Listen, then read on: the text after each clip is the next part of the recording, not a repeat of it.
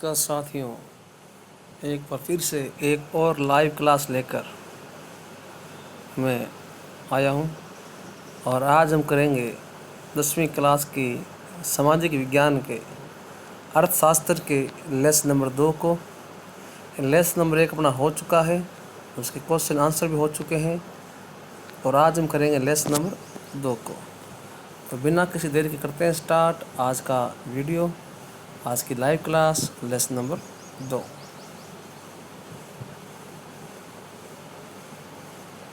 Lesson name है भारतीय अर्थव्यवस्था के क्षेत्रक। टॉपिक नंबर 1 आर्थिक गतिविधियाँ। ये गतिविधियाँ जिनके द्वारा आदमी अपने जीवन जीने के लिए आय को प्राप्त करता है, वह आर्थिक गतिविधियाँ कहलाती है। और किसी भी अर्थव्यवस्था को 3 क्षेत्रक या 3 सेक्टर में बांटा जाता है। पहला है प्राथमिक सेक्टर या प्राइमरी सेक्टर, फिर द्वितीयक या सेकेंडरी सेक्टर और तीसरा है तृतीयक या टर्शियरी सेक्टर। तो प्राइमरी सेक्टर क्या होता है, करते हैं बात। एक सेक्टर में क्या है, ये प्राथमिक है, मतलब प्राकृतिक है, मतलब इसमें आर्थिक क्रियाएं जो होगी ना, उसमें अंदर प्राकृतिक संसाधनों का इस्तेमाल किया जाता है। उदाहरण के लिए कृषि कार्य, खनन कार्य इत्यादि। फिर सेकेंडरी या द्वितीयक, इसमें प्राकृतिक उत्पादन का विनिर्माण करते हैं, मतलब जो हमें पदार्थ प्रकृति से मिल रहे हैं उनका हम रूप चेंज करते हैं, उसी को सेकेंडरी या द्वितीयक सेक्टर कहा गया है। इसमें लोहा, ऑटोमोबाइल्स, वस्त्र उद्योग, बहुत सारे उद्योग में है, तो इसमें आएगा। फिर टर्शरी सेक्टर, इसमें आर्थिक क्रियाओं को अमूर्त वस्तु मिलती है उनको एक स्थान से, मतलब इसमें होगा कि जो भी उत्पादन बना है प्राथमिक में और द्वितीयक में, उन सभी उत्पादन को लाने ले जाने का काम, उनमें आदान प्रदान का काम, वो सब इसमें आएगा। इसमें यातायात, वित्तीय सेवाएं, मैनेजमेंट और टेक्नोलॉजी ये इसमें आती है। फिर है सार्वजनिक क्षेत्र। ये क्या होता है, देखिए विद्यार्थियों, प्रश्न ऐसा बन सकता है कि स्वामित्व के आधार पर उद्योगों का वर्गीकरण कीजिए, ठीक है ना। तो सार्वजनिक, निजी और सहकारी 3 होते हैं। तो पहला है सार्वजनिक, इसमें सभी संपत्तियां सरकार के अधीन होती है, सरकार ही इसमें सेवाएं हमें उपलब्ध कराती है। फिर निजी, इसमें संपत्तियां और कंट्रोल कोई न कोई प्राइवेट व्यक्ति या कंपनी के हाथ में होता है। सकल घरेलू उत्पाद, एक विशेष वर्ष, इस विशेष वर्ष को आप वित्तीय वर्ष बोल सकते हो, जो 31 मार्च को एंड होता है और 1 अप्रैल से आरंभ होता है। और उसमें उस वित्तीय वर्ष में प्रत्येक क्षेत्र, चाहे कृषि है, उद्योग है, कुछ भी है, उस क्षेत्र में अंतिम वस्तुओं और सेवाओं का मूल्य उस देश के कुल उत्पादन की जानकारी हमें देता है। अब वर्तमान में तृतीय क्षेत्र का यूज या उपयोग बढ़ रहा है। क्यों बढ़ रहा है, करते हैं बात। इसके वर्धित कुछ कारण है। पहला है सेवाओं का प्रबंधन, कि अच्छी तरह से मैनेजमेंट करते हैं। दूसरा है परिवहन, आप जानते कितना बढ़ रहे हैं। फिर है भंडारण की सुविधाएं। आजकल जानते हैं भाई, प्रत्येक बड़ी बड़ी कंपनियां क्या करती है, भंडारण करती है, स्टोरेज करती है, ताकि जब वस्तु महंगी हो जाए तब वो बेचते हैं। इसके अलावा व्यापार का विकास आप जानते कितना अधिक हो रहा है, और शिक्षा बढ़ रही है, इसलिए क्या है, तृतीय व्यवसाय भी बढ़ रहे हैं। किसी भी देश में अनेक सेवाएं, परिवहन, डाक, तार की आवश्यकता अधिक होती है। कृषि और उद्योग के विकास में भी क्या है, परिवहन, व्यापार से इनका भी क्या विकास हो जाता है। आय बढ़ने से होटल्स, पर्यटन, शॉपिंग, निजी हॉस्पिटल्स, निजी विद्यालय इत्यादि की मांग भी बढ़ जाती है। सूचना और टेक्नोलॉजी पर आधारित कुछ नई नई सेवाएं भी आ जाती है। अब है अल्प बेरोजगारी। जब किसी काम में जितने लोगों को जरूरत हो उससे अधिक लोग काम में लगे हो, तो वे अपनी योग्यता का प्रदर्शन कम कर पाते हैं। इसी को अल्प कहते हैं, इसी को प्रच्छन्न कहते हैं, इसी को छिपी हुई बेरोजगारी कहते हैं। मतलब जितने व्यक्ति चाहिए काम में, उससे अगर ज़्यादा काम करते हों तो उससे हम छिपी हुई, प्रच्छन्न या अल्प बेरोजगारी भी कह सकते हैं। फिर है कृषि क्षेत्र में अल्प जो होती है बेरोजगारी, वो ज़्यादा होती है, क्योंकि एक परिवार के वहाँ अगर काम करने कम भी हो तो काम चलता है, परंतु पूरे का पूरा परिवार ही उस कृषि कार्य में लगा रहता है। परंतु इसे क्या है, इससे उस उत्पादन की वृद्धि में कोई असर नहीं पड़ता। मतलब व्यक्ति चाहे वहाँ एक काम कर रहे हो, दो काम कर रहे हो, तो उत्पादन ना घटेगा ना बढ़ेगा। एक है शिक्षित बेरोजगारी, जब क्या हो, पढ़ा लिखा आदमी, फुल पढ़ा लिखा आदमी हो या ट्रेंड आदमी हो, उसको अपनी योग्यता के अनुसार काम ना मिले, तो वह शिक्षित बेरोजगारी है। कुशल श्रमिक, जो किसी एक विशेष कार्य के लिए पूरी तरह से ट्रेंड हो, उसको पूरा प्रशिक्षण मिला हो, उसे कुशल श्रमिक कहते हैं। एक कुशल श्रमिक होता है वह श्रमिक से अपना कार्य करने का कोई अनुभव नहीं हो, वह काम तो कर रहा है, उस अनुभव नहीं है, उसकी मजबूरी में काम कर रहा है कोई। फिर संगठित क्षेत्र, ये वह उद्यम या कार्य हैं जहाँ रोजगार अवधि निश्चित होती है, सरकार द्वारा पंजीकृत होते हैं और ये नियमों की पालना भी करते हैं। ए संगठित क्षेत्र, नाम जहाँ पड़ रहा है भाई, इनके निश्चित नियम नहीं होते, ये बिखरे होते हैं और ये छोटे छोटे इकाई के रूप में होते हैं और इनके ऊपर सरकार का कोई कंट्रोल भी नहीं होता। दोहरी गणना की समस्या, ये समझ तब बात जब क्या हो, राष्ट्रीय आय की गणना के लिए सभी उत्पादन के मूल्यों का जोड़ा जाए, क्योंकि इसमें क्या है, कच्चा माल भी जुड़ जाता है। अतः समाधान के लिए केवल अंतिम उत्पादन की गणना भी होनी चाहिए। इसको अगर समझ नहीं पाएगा तो बताओ भाई, जैसे मान लो आज कणक है, ऐसा नहीं आप कणक के रेट जोड़ लोगे, फिर कणक बाजार में वहाँ जोड़ लोगे, पिसाई हुई वहाँ जोड़ लोगे, इसको मान बिस्किट बने वो जोड़ लिए, नहीं। सकल घरेलू उत्पाद में सिर्फ बिस्किट का रेट ही जुड़ेगा, ना कि पूरा रेट जुड़ेगा, ठीक है ना। इसमें मतलब अंतिम उत्पादन का रेट ही जोड़ा जाता है। ए संगठित क्षेत्र, इसमें तो नाम क्या पड़ रहा है भाई, वह क्षेत्र जहाँ क्या लोग क्या है एक साथ नहीं है, संगठन में नहीं है, तो ये भूमिहीन किसान, किसी श्रमिक, छोटे किसान, काश्तकार, भंटाईदार, शिल्पी, उद्योगों में काम करने वाले मजदूर, फैक्ट्रियों में काम करने वाले मजदूर, मकानों के मिस्त्री वगैरह, व्यापार व परिवहन में काम करने वाले, कबाड़ी और बोझ ढोने वाले लोग भी इसमें शामिल हैं। ग्रामीण रोजगार गारंटी अधिनियम 2005, सरकार ने भारत के 200 जिलों में काम का अधिकार लागू करने का कानून बनाया है।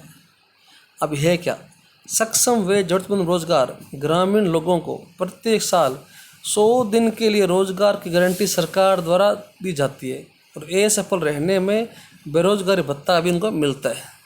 अर्थव्यवस्था का प्राथमिक क्षेत्र से द्वितीयक क्षेत्र की ओर क्रमिक विकास, तो प्राचीन सभ्यता में सभी आर्थिक क्रियाएं प्राइमरी सेक्टर में हुआ करते थे। समय बदला तो भोजन का उत्पादन बढ़ा, तो उनको अन्य उत्पाद की आवश्यकता पड़ी, इसलिए सेकेंडरी आया। और 19वीं सेंचुरी में औद्योगिक क्रांति के बाद तो सेकेंडरी का विकास बहुत अधिक हुआ। तो इसका विकास अधिक हुआ तो बहुत सारी गतिविधियाँ होने लगी, जिससे क्या है, औद्योगिक क्रांति को बढ़ावा मिला। उदाहरण के लिए ट्रांसपोर्ट सेक्टर से औद्योगिक गतिविधियों को बढ़ावा मिलता है। औद्योगिक उत्पादों को ग्राहक तक पहुँचाने के लिए, यहाँ तक आप देखो अभी आजकल गली गली मोहल्ले में दुकानें हैं, वहाँ भी आपको लगभग सभी आवश्यक सामान मिलता है। इसके अलावा बहुत सारे अन्य स्वयं आवश्यक पड़ी, अकाउंटेंट है, ट्यूटर है, मैरिज प्लानर है, सॉफ्टवेयर डेवलपर है, ये सभी क्या है, टर्शियरी सेक्टर में आते हैं। और आप जानते हो टर्शियरी मतलब तीसरा क्षेत्र। तो सेकेंडरी,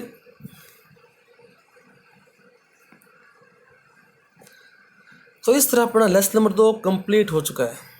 लेसन थोड़ा शॉर्ट था, छोटा था, इसलिए हम आज ही कर लेंगे याद रखने योग्य बातें अध्याय 2 की। हमेशा आप जानते हो याद योग्य बातें हैं, हम क्वेश्चन आंसर करते हैं ताकि हमें साथ में क्या है, लेसन रिमाइंड हो जाए। परंतु जब लेसन छोटा होता है तो हम हमेशा ही ये बातें उसी के साथ ही कर लेते हैं। तो पहली बात की बात, आर्थिक गतिविधियाँ, ये वो क्रियाकलाप करके जीवन यापन के लिए आय की प्राप्ति करते हैं। प्राथमिक क्षेत्र, वह क्षेत्र जिसमें प्राकृतिक संसाधनों का उपयोग करके वस्तुओं का उत्पादन करते हैं, इसे कृषि व सहायक क्षेत्र भी कहते हैं। द्वितीयक क्षेत्र, ये क्षेत्र प्राथमिक क्षेत्र से प्राप्त वस्तुओं को लेकर नवीन वस्तुएं बनाता है, इसे औद्योगिक क्षेत्र भी कहा जाता है। तृतीयक क्षेत्र या सेवा क्षेत्र, प्राथमिक और द्वितीयक दोनों क्षेत्रों के लिए जो उत्पादन होता है उनके लिए सहायक गतिविधि करता है। क्या करता है, परिवहन में, संचार में इत्यादि। इसी को सेवा क्षेत्र भी कहा गया। सेवा मतलब सेवा करते हैं। सेवा क्षेत्र में उत्पादन सहायक गतिविधियों के लिए अन्य सेवाएं होती है, डॉक्टर की, वकील की, कॉल सेंटर की, सॉफ्टवेयर डेवलपर की इत्यादि। अब है सार्वजनिक क्षेत्र, इसमें सिर्फ संपत्तियाँ, सभी वस्तुएं हैं, कुछ भी है वो सरकार के अधीन होती है और नियम कानून भी क्या है सरकार ही बनाती है। फिर है निजी क्षेत्र, इसमें संपत्तियों का अधिकार, स्वामित्व, वितरण सब एक व्यक्ति या कंपनी के हाथ में होता है। सकल घरेलू उत्पाद, किसी विशेष साल में प्रत्येक क्षेत्र द्वारा जो भी अंतिम वस्तु बनाई गई है उसका कुल मूल्य उस क्षेत्र की कुल सकल घरेलू उत्पाद की हमें जानकारी देता है। इंडिया में पिछले 40 वर्षों में सबसे अधिक वृद्धि तृतीय क्षेत्र में हुई है। इस वृद्धि के कुछ कारण भी है, ये सेवाओं का प्रबंधन है, परिवहन है, भंडारण है, व्यापार का अधिक विकास है, शिक्षा उपलब्धता है इत्यादि। फिर कृषि क्षेत्र में अलग बेरोजगारी समस्या ज़्यादा है। यदि हम कुछ लोगों को कृषि क्षेत्र हटा भी दें तो उत्पादन पर विशेष प्रभाव नहीं पड़ेगा। इसे प्रचलन या छिपी बेरोजगारी भी कहते हैं। फिर शिक्षित बेरोजगार, जब क्या हो व्यक्ति शिक्षित है, ट्रेंड है, परंतु उसको अपनी योग्यता अनुसार काम ना मिले तो वह शिक्षित बेरोजगार कहलाता है। कुशल श्रमिक, किसी काम के लिए ट्रेनिंग ली है परंतु वह कुशल श्रमिक, ठीक है। फिर एक कुशल श्रमिक जिसने कोई भी काम को करने का कोई ट्रेनिंग नहीं ली है। विद्यार्थी इसमें दो परिभाषाएं भूलवश क्या है मैंने मिक्स कर दी, एक तो कुशल श्रमिक की, एक है अकुशल श्रमिक की, ठीक है। फिर संगठित क्षेत्र, तो वे क्षेत्र इसमें वे उद्योग या वे कार्य आएंगे वे, ठीक है, जहाँ सरकार की अवधि निश्चित होती है, ये सरकार द्वारा पंजीकृत होते हैं और निर्धारित नियमों, ये निवर्मा हो गया, सॉरी यार टाइपिंग में थोड़ी मिस्टेक हो जाती है, तो इतने नोट्स होते हैं विद्यार्थियों को टाइपिंग करनी पड़ती है तो कभी गलतियां हो जाती है। और ये सरकार द्वारा निश्चित नियमों की पालना करते हैं। फिर संगठित क्षेत्र, ये छोटी छोटी बिखरी इकाई होती है जो सरकार के कंट्रोल से बाहर होती है और सरकारी नियमों का पालना भी नहीं करते। दोहरी गणना की समस्या, ये समस्या तब आती जब क्या हो, राष्ट्रीय आय की गणना हो, ठीक है। तो राष्ट्रीय आय गणना के सभी उत्पादों के उत्पादन मूल्य को जोड़ा जाता है, उसमें कच्चे माल का मूल्य भी अगर जुड़ जाता है तो इसके लिए समाधान की क्या करते हैं, केवल अंतिम उत्पाद का मूल्य की गणना की जाती है, वरना दोहरी गणना की समस्या हो जाती है। संगठित क्षेत्र, इसमें जानते हो भाई संगठित नहीं है, तो भूमि किसान, श्रमिक, छोटे किसान, काश्तकार, शिल्पी इत्यादि आते हैं। शहरों में श्रमिक, निर्माण श्रमिक, व्यापार और परिवहन कार्य, कबाड़ में बोझ ढोने वाले, बोझ